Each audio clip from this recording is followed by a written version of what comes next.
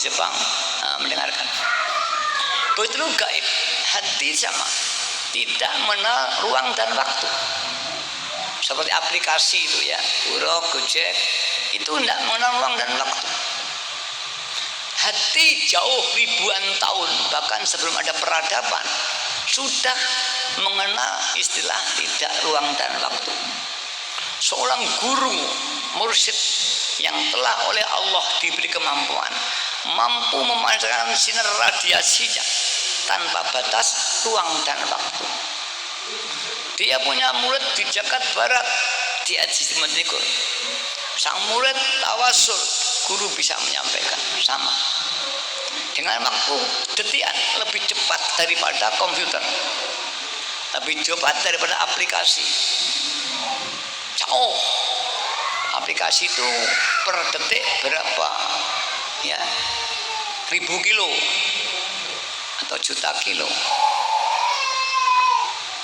Kadang error itu YouTube-nya. Kalau hati kita ingat surga, seketika di surga. Kita ingat alun-alun Blitar, kota di sana. Tidak ada ruang dan waktu. Begitulah gaib. Kalau kita hubungan kepada Rasulullah Sallallahu Alaihi Wasallam, tidak ada ruang dan waktu, tergantung kondisi jiwa kita setinggi mana dan semampu apa menerima radiasi yang dipancarkan Rasulullah Sallallahu Alaihi Wasallam. Karena itu tadi Pak Bupati tadi ngumun, mengapa di pengajian di sini kok diam, tidak seperti yang lain? Ada keplok-keplok, ada mengomongan. Saya jawab, itu tadi sih. Ini rahasianya. Di sini adalah membuka cakrawala batin untuk saling berinteraksi, antara jiwa saya dan jiwa saman semua. Saya pun berusaha mati-matian semampu mungkin dengan bermujadah memancarkan radiasi batin. Maka tadi saya kalau pengajian, maaf Pak Bupati, dekat sampean saya tidak bicara, karena kami sedang bermunajat kepada Allah. Bahasa angker, saya sedang menebar radiasi saya ke seluruh yang ada di lapangan. Maka saya juga minta maaf, ampun Pak Bupati, tiket sore tidak jagongan kecuali di dalam tadi. Pengamal juga sama. Bagi siapa yang diam betul akan menerima radiasi ini. Yang diam ada dua, ada diam lisannya tapi hatinya kesana kemari. Ada yang diam betul hatinya konsentrasi, maka hasilnya tidak sama satu dengan lain. Nanti akan bisa rasakan sudah mana ya barokah peningkatan progres hati kita untuk menanggapi apakah ada peningkatan. Indikasinya satu, kita mudah cepat ingat pada Allah. Kalau tadi sehari semalam hanya sekali 5 detik, makin mepet sampai yang paling sempurna, yaitu setiap naik turunnya nafas ke deping nitro terus tidak putus. Begitu kita kepada Allah dan Rasulnya tidak putus, karena sebenarnya kita lah satu. Dalam teori tasawuf kita itu bayangan antara lampu dengan padamnya, ini tidak ada putus. Begitulah radiasi yang dipancarkan oleh seorang sultanul aulia atau nabi, seperti lampu memancarkan sinar. Semua di lapangan akan dapat padamnya lampu sesuai dengan posisi masing-masing. Begitulah kita kepada Allah dan Rasulnya, semua akan mendapat tanpa batas ruang dan waktu sesuai dengan kondisi jiwa hati kita. Barang siapa sungguh-sungguh efek yang lahiriah syariah, kita mudah ingat Allah, enteng ibadah kepada Allah, enteng berbuat baik, mudah ingat dosa, merasa dosa. Ini efek syar'i zahiriyah. Efek batinnya ingat terus setiap saat. Melihat lampu ingat Allah. melihat lapangan ingat Allah, mau mangan Allah, diam Allah, terus tidak ada. Bahasa orang tasawuf melihat Tuhan dalam segala sesuatu. Dari ingat meningkat lagi, menyadari ketuhanan Allah, menyadari kekuasaan Allah. Maka bukan hanya ingat, dirinya tidak punya kekuatan apa-apa. Dia melihat, Allah yang melihatkan. Dia mendengar, Allah yang mendengarkan.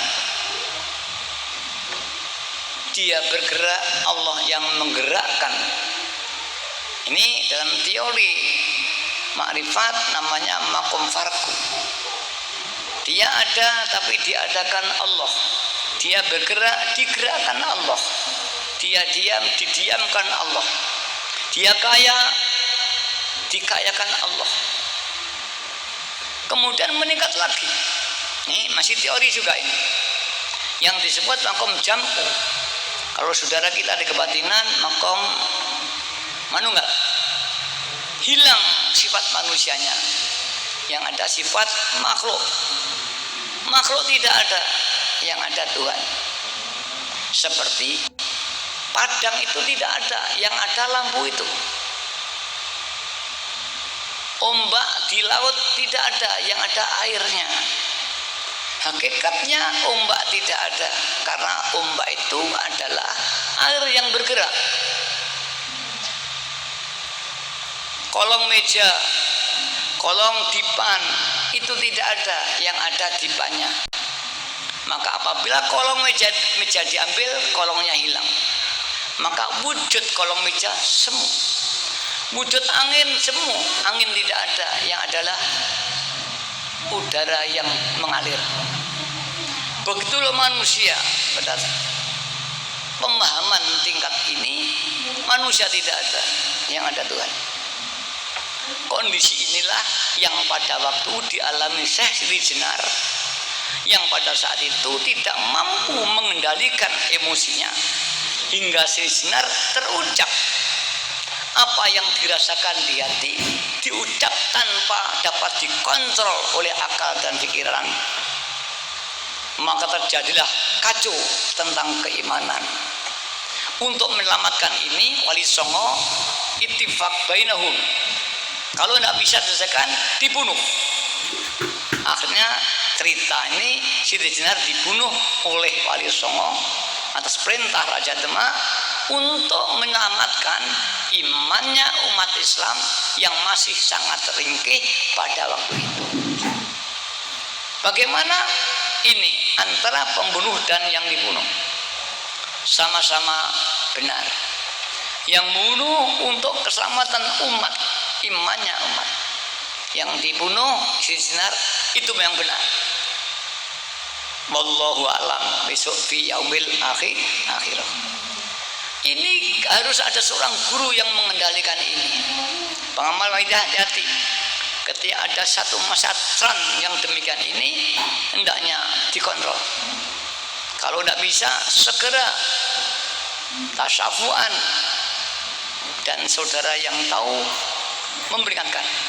Karena kondisi ini di luar kesadaran. Dislah perlunya PW yang untuk membina saudara kita. Perlunya kita tawasul pada Rasulullah Sallallahu Alaihi Wasallam sehingga nanti bisa selamat. Pernah terjadi anak mahasiswa di Unibang Bangkalan, anak pengamal. Dia mempeng mujadah Allahumma kama antahlu ribuan. Padahal dosis yang diberikan Mbah Yai hanya 7 kali. Salawat itu sangat ampuh sekali. Dosisnya sangat tinggi. Maka Mbah Yai hanya membatasi 7 kali. Anak itu mengambil inisiatif. Ya saking semangatnya pengen diberi karomah oleh Allah SWT. Dan karomah itu untuk penyiaran, menolong orang. Betul. Setelah dibaca ribuan kali, anak ini oleh Allah dibuka. Kekuatan batinnya hanya waskito yang diucapkan jadi, sehingga di Bangkalan penyiaran cepat, pengamal tambah. Ada kesulitan, doakan selesai. Waskito orang Jawa. Pada waktu itu saya nggak tahu. Lapor nyai, namanya ini dipari waskito, diparingi isong rogo sukmo. Ilmu Jawa paling dhuwur rogo sukmo. Kaya ding lakone Krisna gugah nyang kayangan. Jasadnya ditinggal, roe metu. Dia berkata pisang rogo sukmo. Subhanallah, ampuh mencahaya. Tapi saya tidak ngurus apa yang kau pompong. Setelah beberapa bulan, nah anak ini maaf, tagoyor, gila. Ibunya datang pada saya, Nyai, anak saya ini yang dulu saya banggakan, ampuh. Kemudian barulah saya nyadari, saya tanya, apa yang dibaca? Tuh. Akhirnya anaknya dibawa ke gedung lu. Apa yang kau baca? Kalau mau kama anta ahlu ribuan ya. Oh, kowe gak kuat. Kudune dibarengi ya Syafi'al khalqis sholatu wassalam. Untuk keseimbangan, ya Syafi'al itu dingin. Kama anta itu panas sekali, gak kuat. Mulai hari ini semua bacaannya diberhentikan. Jangan mujadah, cukup ya Syafi'al saja. Semua bacaan berhenti. Terus dia mulai memberhentikan itu, terus hanya ya Syafi'al. Di samping oleh teman-teman yang lain dimujadai, ditambanilah kasarannya. Dan alhamdulillah setelah beberapa bulan ini sembuh. Kemudian dia pamit lagi, saya sekuliah lagi atau enggak? Oh, kuliah lagi. Kamu harus kuliah, harus tamat sarjana. Dia asdos di sana, anak pandai ini. Dan hati-hati, jaga kontrol, mujadah, ya. Amat ahlu harus ngait dosis yang dimiliki ya Syafi'ah. Alhamdulillah terus sampai hari ini terus entah sembuh dan dia terus jadi mahasiswa merangkap asisten dosen. Nah inilah efek bacaan. Tanpa ilmu, tanpa keterangan dibaca, maka ilmu itu hanya pengarah. Seperti kita melihat peta ke Jakarta, peta itu tidak bisa menghantarkan kita ke Jakarta. Kita belajar ilmu ekonomi, ilmu ekonomi itu tidak bisa memberikan kita uang. Yang bisa itu kita bekerja, ya, dan kerja kita bertumbuh pada ilmu yang kita pelajari. Maka hasil kerja itulah kita mendapat. Jika dia wira swasta, ya dia berhasil industrinya. Jika dia masuk pegawai, dia mendapat gaji dari pegawai. Ilmunya hanya untuk mengarahkan saja. Yang bisa cari uang adalah kerjanya. Begitu kepada Allah SWT, tidak bisa hanya dengan ilmu. Filsafat tidak bisa. Ada para filosof itu berkata, saya bisa sampai dengan Tuhan dengan filsafat saya. Oh, tidak mungkin. Filsafat itu ilmu, hanya membawa pengertian, membawa pengertian kita pada tujuan, tapi jiwa kita tidak bisa. Kemudian, walaupun yang kata itu seperti Plato, seperti Aristoteles, kemudian saya pelajari, apakah betul dia hanya dengan filsafat? Setelah saya pelajari, ternyata tidak. Dia ahli riyadhah. Bertapalah saudara kita. Ya, bertapanya inilah yang mampu membersihkan hatinya dari kotoran, dituntun oleh informasi filsafatnya. Oleh Allah diberi hidayah, sampailah dia dengan Tuhannya. Maka Plato itu ampuh. Filosof dulu itu bukan ilmuwan, ampuh semua. Seperti pembawa agama, semua ampuh. Baik Hindu, Buddha, mesti ampuh. Karena bukan hanya belajar agama, diriadoi. Wali Songo, pendeta-pendeta Buddha, pendeta Dharma yang ampuh. Kalau sekarang ada sarjana, YIN, doktor, gak ampuh. Karena dia hanya terbatas ilmu. Kemarin saya punya tamu, Romo Syafi'i, ini anggota DPR pusat dari Gerindra. Dia datang pada saya ingin mencari sejarah neneknya. Menurut dia di Kediri. Kemudian dia dibawa oleh emosinya, perasaannya harus ke Kediri. Datanglah di Kediri dan sampai di rumah saya. Dia tanya, saya punya nenek Jais. Ya Jais, bagaimana Anda bisa mencari rumahnya mana? Dia orang besar, orang kecil, keahlian apa? Tidak punya tahu ya. Banyak bisa. Buya Syafi'i ini anggota DPR pusat yang pada waktu Agustus apa itu dungo di DPR ini Buya Syafi'i. Orangnya alim ternyata, orang dari Medan. Dia Al-Wasliyah. Dia ikut satu gerakan Al-Wasliyah yang alim, bacanya banyak. Ngomong-ngomong, Anda tidak bisa mencari Romo Syafi'i. Nah DPR kalau nyebut saja tidak ada romnya, tidak ngelayai. Kalau Saman walaupun satpam, Romo Syafi'i akan ketemu saya, tapi dia dari Gerindra. Saya tidak mau bicara partai, saya datang bukan dari partai ya. Kebutuhan pribadi saya ingin mencari nenek saya, katanya keturunan dari sini. Anda tidak akan ketemu. Saya beri petunjuk kalau Anda mau. Mudah-mudahan ijabah. Bacalah Fatihah kepada nenekmu yang namanya Jais 1000 kali setiap hari, syukur lebih, selama 40 hari, paling lama 3 bulan, dengan niat aku ingin ketemu engkau wahai Jat, wahai nenek saya. 1000 kali setiap hari ditujukan kepada nenekmu selama 40 hari, fa insyaallah hadir. Tapi kalau Saman tanya kurang informasinya, tidak mungkin. Kemudian diskusi banyak, kitabnya banyak.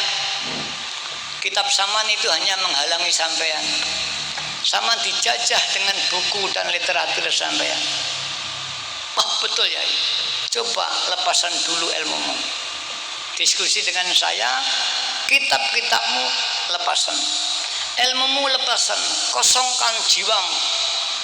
Ayo diskusi. Kemudian diskusinya sebentar, buangan ilmumu itu, kau akan jadi orang alim. Terus dia diam.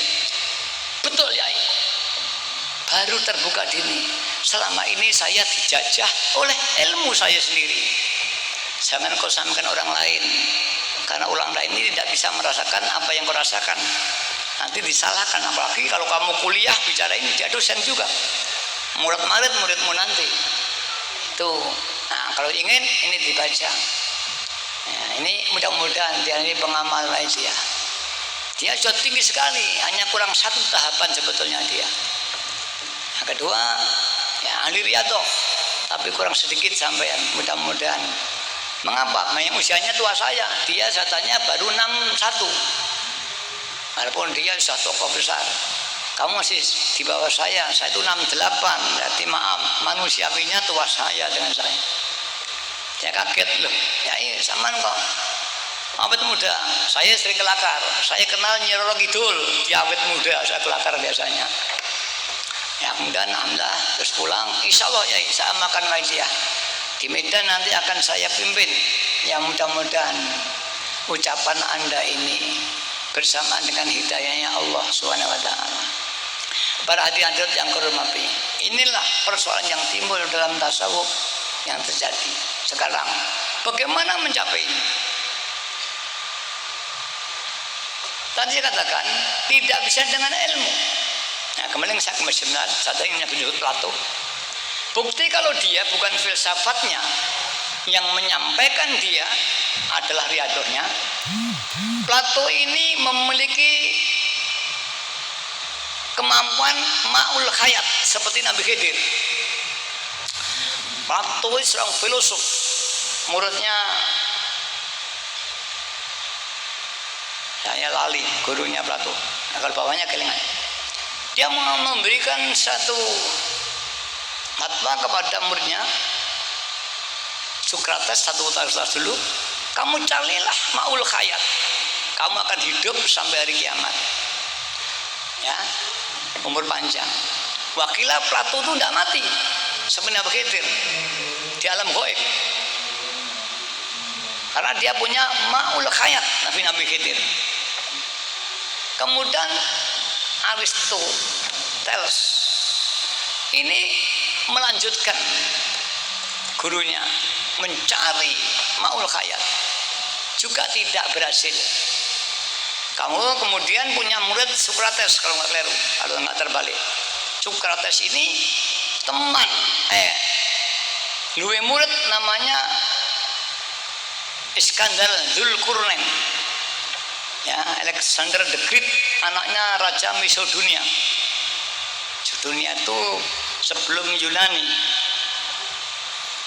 Kemudian dia punya saudara sepupu namanya Balia bil Malkam alias Nabi Khidir. Pemuda ini berguru pada Sokrates. Wahai muridku, carilah ma'ul hayat, kau nanti akan diberi hidup selamanya. Akhirnya si Iskandar pada usia 18 ayahnya mati, Raja Philip mati, dan dia naik tahta jadi raja. Itulah dia ekspansi ke seluruh dunia, dikuasai bersama-sama dengan Nabi Khidir, masih muda, mencari ilmu hayat. Setelah sekian tahun, bahkan puluhan tahun dalam perantauan, hampir semua jagat raya dikuasai. Tanya Iskandar, siapa yang dapat ma'ul hayat? Aku kok belum dapat. Nabi Khidir berkata, yang dapat aku. Pada satu saat kita menyeberangi satu danau, di situ aku dapat wahyu. Disinilah tempatnya ma'ul hayat, dan aku diperintahkan untuk mandi minum di sini sebagai lambang aku dapat ma'ul hayat. Kemudian si Iskandar agak menyesal. Mengapa? Kau saudara saya, sepupu, kau pembantu saya, juga penasihat saya. Perjalanan ini adalah mengikuti misi saya, biayanya saya. Mengapa kau dapat ma'ul hayat tidak cerita pada saya? Apa kamu ambisi untuk memiliki dirimu sendiri? Nabi Khidir mengatakan, wahai saudaraku, ini urusan wahyu dan Tuhan. Masing-masing dikotar Allah. Dalam kotarnya Allah, aku dikotar dari Nabi dan diberi ma'ul hayat. Tapi aku gak diberi kekuasaan.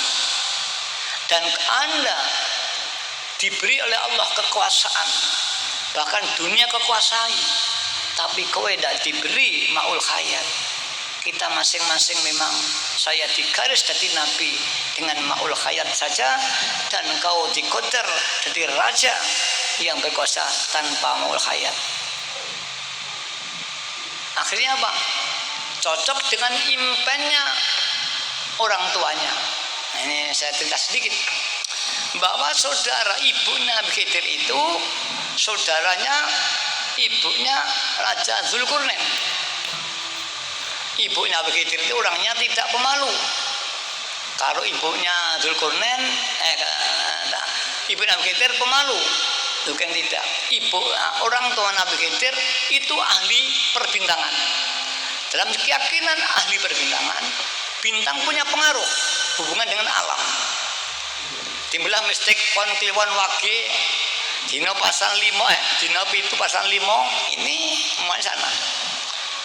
Ada 2 bintang yang berputarnya setiap 40 tahun sekali. 40 tahun atau 4000 tahun. Barang siapa yang pada bintang itu di tingkat atas berkumpul dengan istrinya akan diberi anak yang bisa hidup sampai hari kiamat. Ini diceritakan pada ibunya Dzulqurnain. Kemudian ibu Dzulqurnain bilang dengan suaminya, aku diberitahu oleh adik saya, mbak saya.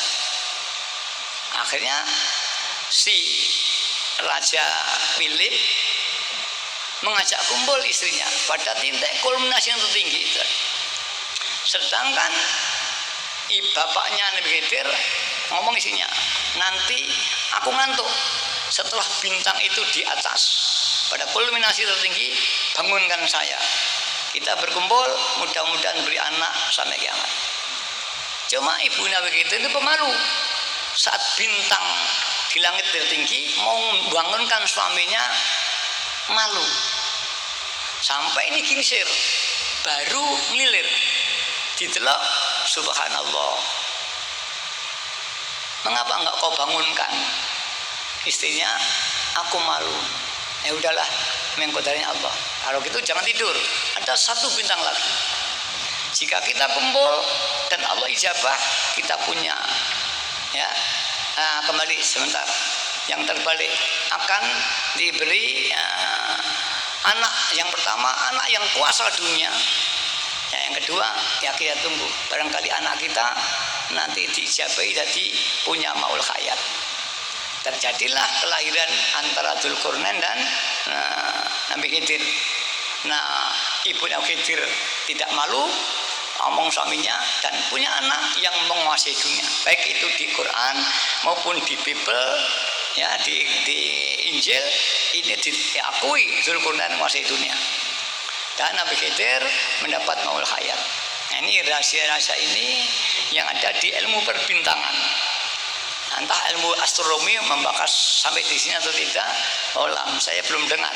Astronomi hanya bicara tentang peredaran, bukan sifat mistis yang ada dalam perbintangan. Kalau perbintangan Yunani ada, perbintangan dalam Islam di pondok-pondok yang sampai ada. Para hadirin yang kami hormati, itulah bukti bahwa Plato ini ahli riyadhah, sehingga diberi maul hayat oleh Allah. Nah, teori ini saya mengambil kesimpulan analisa bahwa yang bisa menyampaikan Plato kepada Allah bukan filsafatnya, tapi riyadhahnya. Filsafat tidak bisa menyampaikan mendapat maul hayat, banyu kehidupan. Itu aja riyadhah. Allah akan menganugerahi riyadhahnya. Ini sementara saya menganalisa bahwa argumentasi saya katakan, saya membenarkan bahwa filsafat tidak akan mampu menghantarkan hati kepada Allah, hanya menghantarkan akal dan pikiran kepada Allah. Imannya mendalam, tapi hatinya tidak bisa. Seperti orang yakin betul bahwa harimau ini adalah menakutkan, itu betul tinggi seperti filsafat dengan data-data analisa, tapi tidak bisa menghantarkan kita berhadapan dengan harimau dan timbul rasa takut. Inilah maka kesimpulan para sufi, dan saya masih mengikuti yang ini. Filsafat tidak bisa menyampaikan pada Allah. Bahkan riyadhah tanpa ilmu banyak wali-wali itu yang bodoh, alias tidak pernah belajar, tidak pernah baca kitab-kitab sufi, kitab tasawuf, tapi hanya riyadhah sampai. Ini bisa menyampaikan ini. Maka banyak wali-wali bodoh, berarti dia tidak punya ilmu. Tapi kalau dia ya riyadhah, munajat pada Allah, Allah yarfa'id darajat, mengangkat derajatnya hingga mencapai martabat cinta pada Allah. Ini cocok dengan hadis qudsi. La yazalu min abdin yataqarrabu ilayya bin nawafil. Ini hadis qudsi. Tidak henti-hentinya hambaku yataqarrabu, mendekatkan diri kepadaku, bin nawafil, dengan amal-amal sunnah, hatta uhibau. Jadi ada hambanya Allah yang terus riyadhah tanpa ilmu, hanya riyadhah ingin mendekat pada Allah, zikir selawat, gak henti-hentinya, hatta uhibahu, sehingga aku menyintainya. Jadi ada, jika kita riyadhah tanpa ilmu terus ada kemungkinan Allah menyintai, hatta uhibahu, sehingga aku menyintai. Fa idza ahbabtu, ketika aku telah menyintai dia, ini pada tataran sudah tinggi. Ketika dia melihat, aku dari matanya. Ketika dia mendengar, aku dari telinganya. Ketika dia berjalan, aku jadi kakinya. Ini kalau kita ambil dalam teori teologinya, dia sudah tidak ada aku. Melakunya itu Allah yang lakoni, mendengarnya Allah yang mendengarkan. Ini dalam tataran rohani, teologi atau ketuhanan. Dalam tataran kasunyatan bagi orang yang sering lelaku, kalau dia sudah melihat mata Allah, saya bayangkan orang dungoja akhortu bisamillahi wa biusoliyah, dengan kekuatan Allah aku memohon, dengan kudrohnya Allah, itu ya. Ini Allah menyatakan aku jadi kekuatannya, aku jadi matanya, aku jadi kakinya. Bisa bayangkan, aku jadi lisannya. Maka orang ini doanya ijabah, diijabai Allah Ta'ala. Dan ini bukan karena ilmu, karena riyadhah.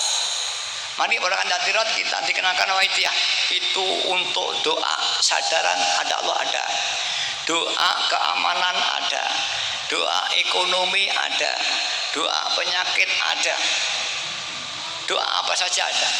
Jika itu diriadui dengan aturan-aturan yang telah dituntunkan, insya Allah akan dibuka. Maka tak heran orang yang mempeng ya Sayyidi ya Rasulullah dijabai Allah hajat. Hajat apa saja.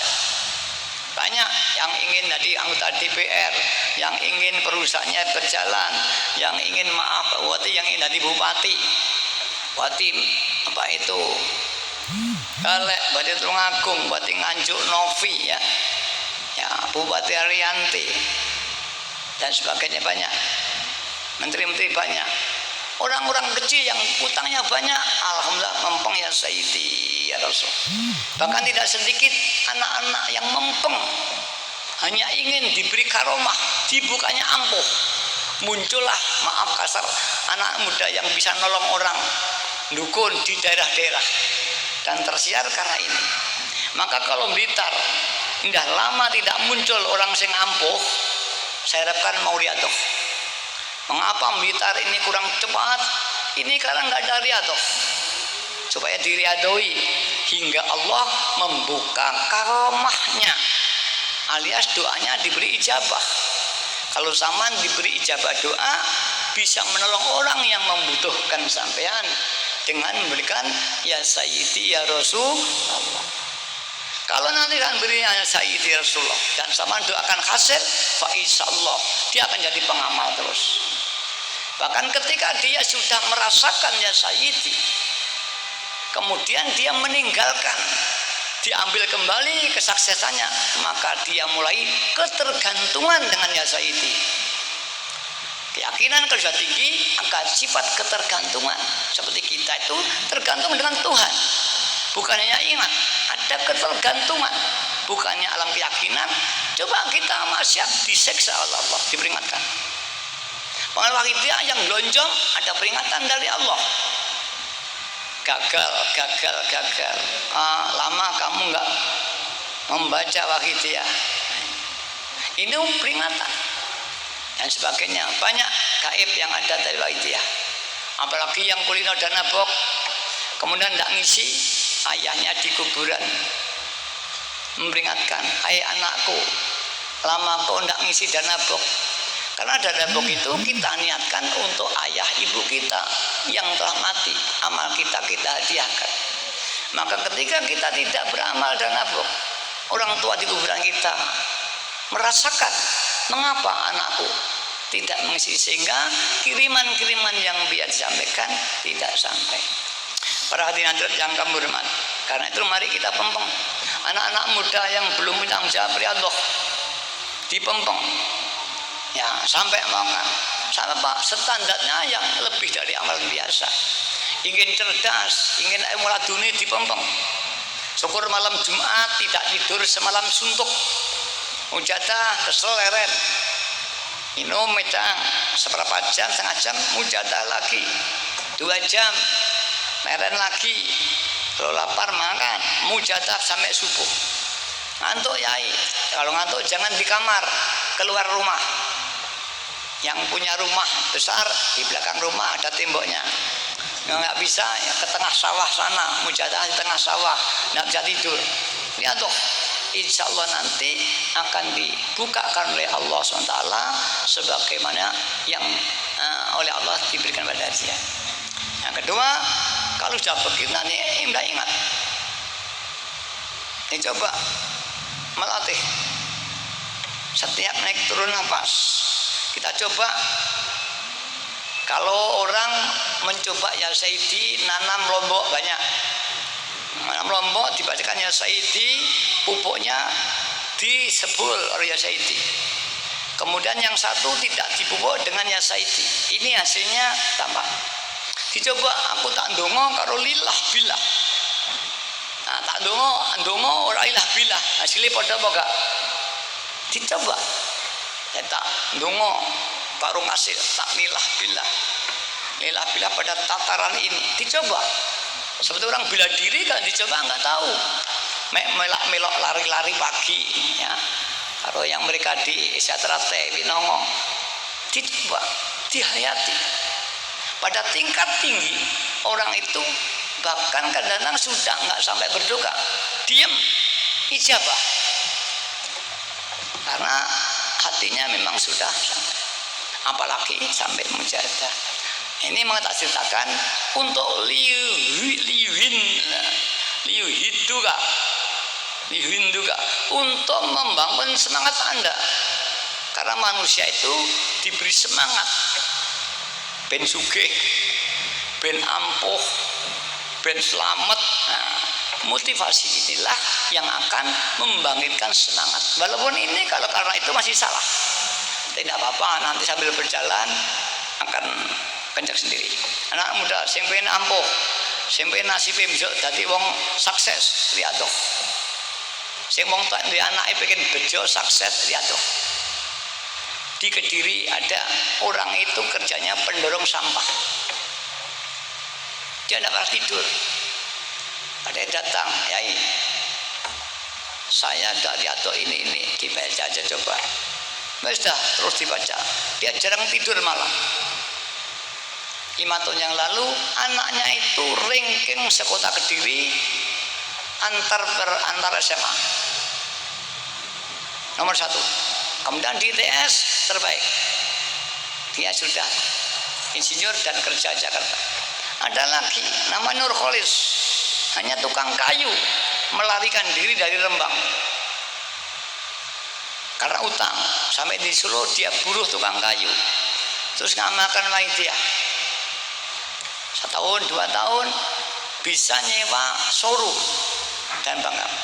Yang istimewa anaknya semua apa itu nama sekolah meluncat, itu apa namanya itu, sehingga semester kelas 16 sudah semester 1, hanya 2 tahun setengah nggak ada sudah insinyur. Dia insinyur perkapalan. Adiknya sama, umur 16 semester 1, 18 dia insinyur mesin penerbangan seperti Habibie. Mudah-mudahan dia nanti jadi anak yang